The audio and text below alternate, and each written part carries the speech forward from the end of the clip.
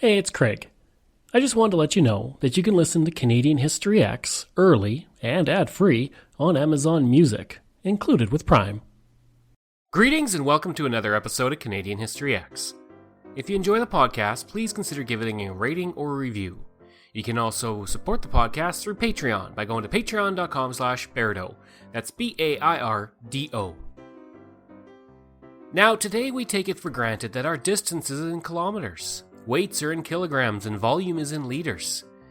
There was a time, though, half a century ago, when Canada followed the United States and its measurements.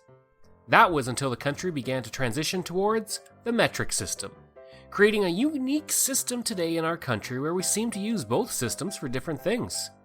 We say a town is so many kilometers away, but we talk about our height in feet and inches, not centimeters and meters. We give our weight in pounds, not kilograms, but we talk about liters, not gallons. Today on the podcast, I'm looking at the transition and its long-lasting impact on Canada. Leading up to 1970, Canada used the Imperial measurement system, which was labeled as Canadian Units of Measurement. With this system, gasoline was sold by the gallon, but a Canadian gallon was not the same as an American gallon. For Canada, a gallon was 4.55 liters, but an American gallon was 3.79 liters. Under this, the issue of cross-border transactions was difficult because it was not always known if the values quoted in gallons were referring to the US values or the Canadian values. Now, interestingly enough, the metric system was first legalized in Canada by Prime Minister John A. Macdonald in 1871, but the use of yards, pounds, and gallons continued despite this. The imperial system has been used since nearly Roman times, but throughout the 20th century, various countries began to ditch the system in favor of the simpler metric system. In the 1960s, many English-speaking countries began to shift to the metric system, and today, the metric system is used by the vast majority of the countries in the world. For new arrivals to Canada, learning to go from metric to imperial was not always easy. In the local history book of I Hill, one resident relates, "When I arrived here, I left the metric system behind. I found it practical to follow a recipe using measuring cups and spoons. Although for my German recipes, I needed a scale. I was pleased to measure my waist in inches rather than centimeters, but I found the Fahrenheit system difficult to comprehend. Measuring temperature in centigrade seemed so much more logical than having water freeze at 0 degrees and boil at 100 degrees. At least the use of dollars and cents made sense to me." For those immigrants from metric countries, the return of the system would be welcomed. In Cadillac, Saskatchewan, in the history of Leon Mayhe, it was stated, Mr. Mayhe, having learned his trade in Belgium, knew only metric measurements. Needless to say, he would be very happy to see the metric system in use today, as he is never quite at ease using the imperial system. In 1970, the Liberal government under Prime Minister Pierre Elliott Trudeau decided that it was time to begin moving Canada into the metric direction. With the introduction of Bill C-163, things could begin. The first step was the creation of the Metric Commission. The agency was established in 1971 to facilitate the conversion throughout the decade. The commission had been created with the release of the White Paper on Metric Conversion, which was published in January of 1971, and it recommended a shift to the metric system since most countries were doing the same. Although the paper incorrectly stated that the United States would likely do a shift as well, but to date that has not happened, and it's not likely to. The paper cited many benefits for switching to the metric system, including export trade and industry standardization.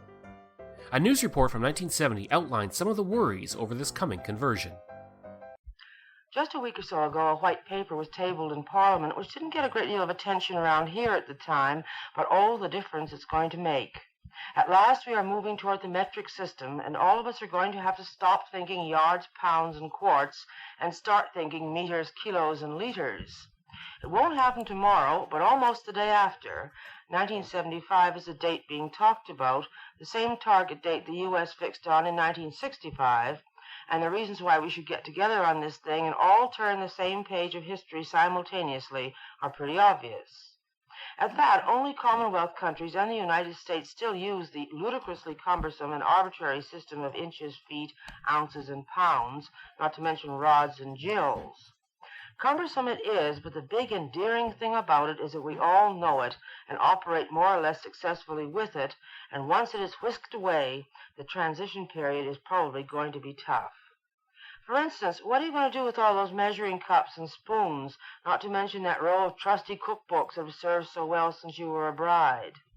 And how about the woman who knows without even thinking about it that a 2 5/8 yard remnant of 36-inch material will be just enough to make up into a sleeveless shift? She will have some homework to do, probably some frustration to live through, and certainly some new equipment to buy.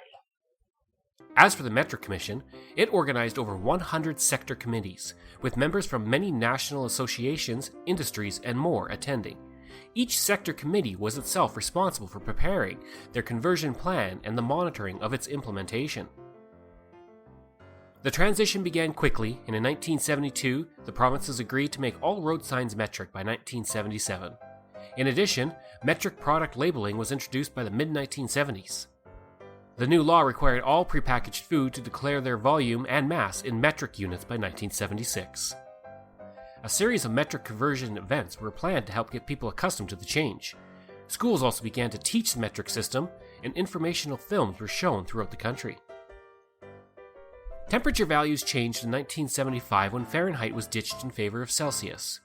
By September of 1975, rainfall was measured for the first time in millimeters and snowfall in centimeters. In April of 1976, all wind speed, visibility, and barometric pressure was labeled in metric units. On Labor Day weekend of 1977, every single speed limit in the country was changed from miles to kilometers. At the same time, it was legislated that every new car sold in Canada had to have a speedometer that showed speed in kilometers per hour and distance in kilometers. Over the last few months of 1977, the distant markers of all sides was changed to kilometers as well. And gasoline pumps would take longer to change from gallons to liters, but that process would be completed by 1979. Now, if this all seems pretty painless, well, it wasn't. In fact, there was a great deal of opposition to the move to convert Canada to the metric system. In 1979, the metrification of gasoline and diesel sales resulted in 37 progressive Conservative MPs opening a Freedom to Measure gas station in Carleton Place, Ontario, which sold gas in both liters and gallons. In Peterborough, Ontario, there was a great deal of opposition to the metric system, even though the community was one of the 3 testing centres for the metric system by the government, with the other 2 being Sherbrooke and Kamloops. The MP for Peterborough, Bill Daum, was extremely critical of the metric system, and several government employees lost their jobs for refusing to abide by the metric system. One individual, Neil Fraser, worked for Revenue Canada and publicly opposed the metric system to the point that he was dismissed for conduct unacceptable for a public servant. For a time, the gas station run by MPs was very big news and profitable. Yes, ma'am. Can I help you? Can I have $10 regular unleaded, please? You want it in liters or gallons? This is Jeanette Matthey. The Conservative station is on a stretch of highway between Ottawa and Carleton Place, about a half-hour's drive from Parliament Hill. And it's hard to miss. It's a bright orange and blue building with Freedom to Measure in big letters across the front. There are 2 pumping stations with meters that measure gas by the liter or the gallon. But that's not all. This operation has been expanding. 56 cents, please. There's a grocery store that opened in May. The signs out front advertise bologna at 99 cents a pound. And there's a fruit stand where you can buy Macintosh apples for 55 cents a pound. But the Conservatives would rather be in court than selling bologna and apples. They want metric to be voluntary, and they had hoped to challenge the legality of the government's compulsory system. Some newspapers were also opposed to the change, including the Toronto Sun, which organized a petition with the names of tens of thousands of Canadians who opposed the metric system. In the Rolling Hills Review, it was stated about the metric system, "In Canada, the government has attempted to force conversion without public debate in Parliament, with the result that there has been a great deal of public resistance, particularly in Western Canada." Despite the resistance, the Liberals stood firm, even under backlash in Parliament, as Trudeau did in this response. On behalf of Mr. Say is the case as it applies to all of Canada.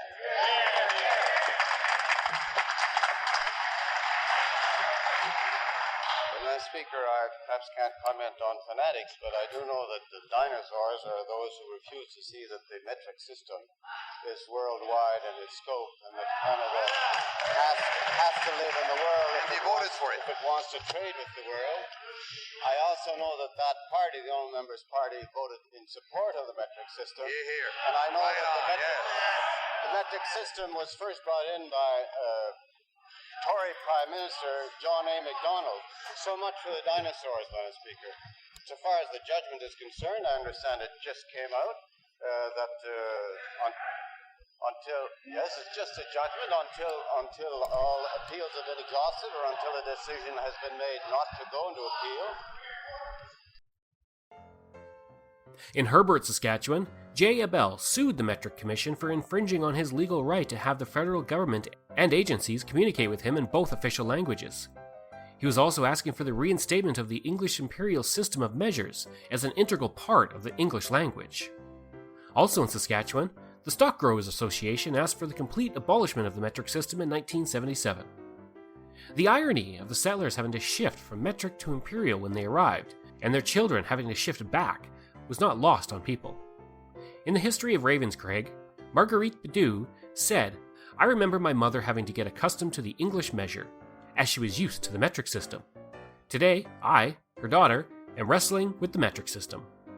Opposition came from everywhere, including premiers, who linked the metric system with socialism, as the Premier of Nova Scotia did at the time.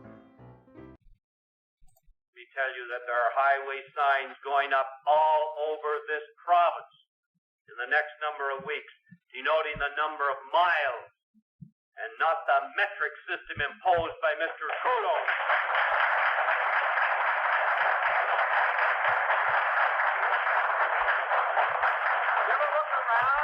Did you ever look around at the countries in the world today with metric? Not the United States of America, not our mother country, Britain, but the socialist countries of the world today.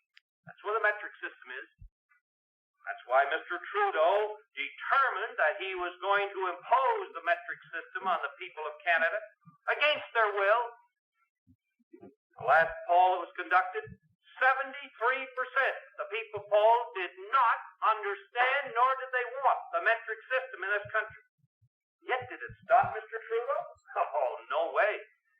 In fact, he has escalated his activities to try to ram the metric system down the throats of Canadians. I can assure you of this. In the polls that were conducted in this province, over 80% of the people of Nova Scotia did not want the metric system imposed upon them. I can assure you of this, that as far as the government of Nova Scotia is concerned, as far as this government is concerned, we are not going to impose the metric system on the people of this province, and that's why we have ordered that the highway signs are to be in miles, so that people will know exactly where they are at any one time. Even with the changes to the metric system, the conversion was not universal, and under the Progressive Conservative government of 1984, the Metric Commission was abolished in 1985. Training on the metric system was not universal either. This would result in the Gimli glider, a situation where an Air Canada flight ran out of fuel mid-flight on July 23, 1983, and was forced to land in Gimli, Manitoba. Today, Canadians use Celsius with the weather, buy gasoline in liters, observe speed limits in kilometers per hour, along with distances in kilometers, but use feet and inches in height, pounds in weight, and a mix for cooking measurements. And I'll end this episode today with a poem, written by Jean Kinch for the History of Frog Lake, Saskatchewan.